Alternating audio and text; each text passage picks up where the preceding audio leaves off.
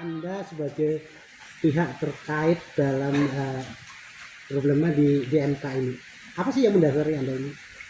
Satu, senang aja. Pertama, senangnya gimana?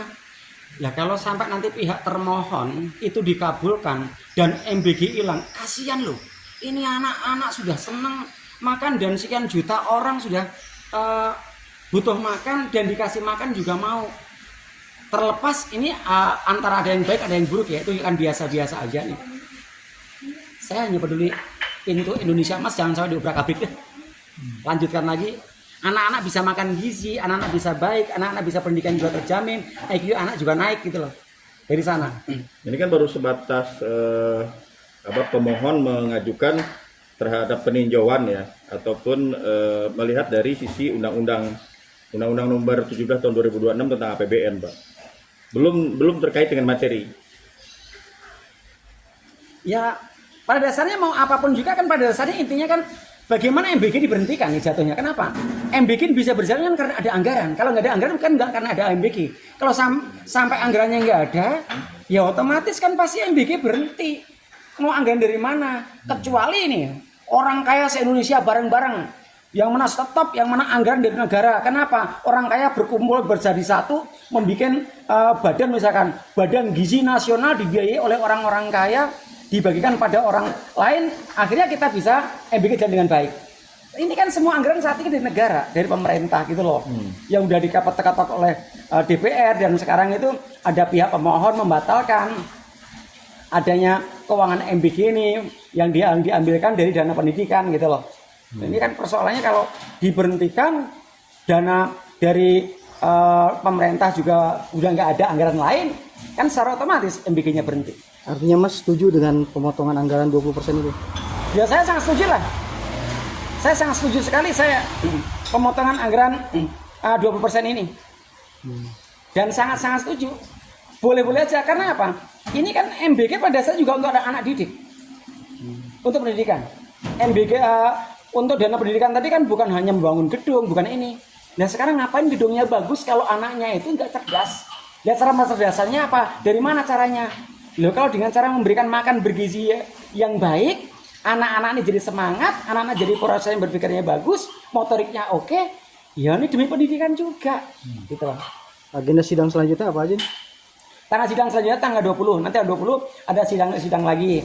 Nanti pihak termohon, pemohon, sampai dari pihak DPR, sampai dari pihak pemerintah juga jalan semuanya. Bahkan sidang tanggal 20 itu nanti termasuk yang mana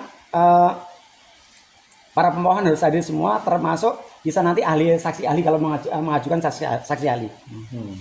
Waktu di sidang apa saja yang disampaikan?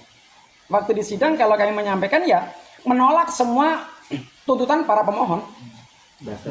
Dasarnya ini juga pendidikan loh. MBG ini juga pendidikan. MBG ini juga ranah pendidikan. Bahkan diberikan untuk anak didik juga. Meskipun juga untuk anak orang-orang 3B. 3B tadi yang di sana ibu menyusui, balita dan lain sebagainya 3B. Ini kan juga untuk mencerdaskan anak bangsa. Karena targetnya semua MBG ini hanya satu. Bagaimana Indonesia Emas akan tercapai, bagaimana pendidikan kita tercapai dengan baik, dan bagaimana kecerdasan anak bangsa juga tercukupi dengan baik. Kesiapan nanti untuk sidang kedua? Kita sudah siap. Siapnya sidang kedua ya. Mudah-mudahan saya nanti bisa keluarkan juga saksi ahli di sana. Saksi ahli akan kita keluarkan dengan baik. Ya ayo kita adu normatif aja. Yang memohon juga anak bangsa, kami juga yang menolak juga anak bangsa. Ayo kita adu, biar MK yang menguji di sana. Kita uji aja bersama-sama. Targetnya kan baik yang pemohon ataupun kami yang mana pihak orang yang menolak pun hanya satu kok, untuk bangsa. Merah putih tetap sama. Ada masukan untuk BG? Perbaiki sebaik mungkin. Jangan asal. Stop dapur yang kira-kira tidak bagus. Kenapa? Ini adalah integritas bangsa. Nomor satu kan integritas bangsa. Utamakan benar-benar untuk anak didik agar cerdas. Apa ada pesan politik dari partai tertentu, Pak? Tidak ada, saya nggak ada pesan politik apapun. Pesan politiknya cuma satu. Jangan diacak-acak merah putih ini. Jadikan bangsa, benar-benar bangsa Indonesia yang baik, bersatu, bergotong royong. Jangan pernah diacak-acak kembali. Nggak ada. Pribadi. Bahkan BGN sendiri baru tahu Saya mengajukan gugatan baru kemarin. Termasuk pemerintah. Akhirnya apa? Pak Sujimin. Ya Pak. Pak Sujimin. Ya Pak. Kami juga diundang oleh BGN. Akhirnya diundang oleh BGN ya. Beberapa dan sebagainya. Kami diundang oleh mereka.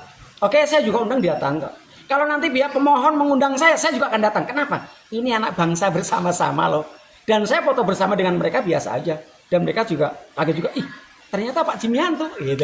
Gitu. Artinya tidak ada tunggangan politik lain ya Pak? Wallahi sampai sekarang nggak ada. Dan kalau contoh kami butuh pengacara sampai ada inisiatif buat pengacara pun pribadi. Tidak ada tunggangan di sana, nggak ada. Berapa pengacara Pak yang disiapkan? Kami ada 7 pengacara. 2 profesor, di antaranya dari guru besarnya Universitas Bangara, dan di antara lainnya adalah beberapa doktor, juga dari beberapa perguruan tinggi lainnya, dan ada 2 atau 3 magisternya. Total ada 7 pengacara.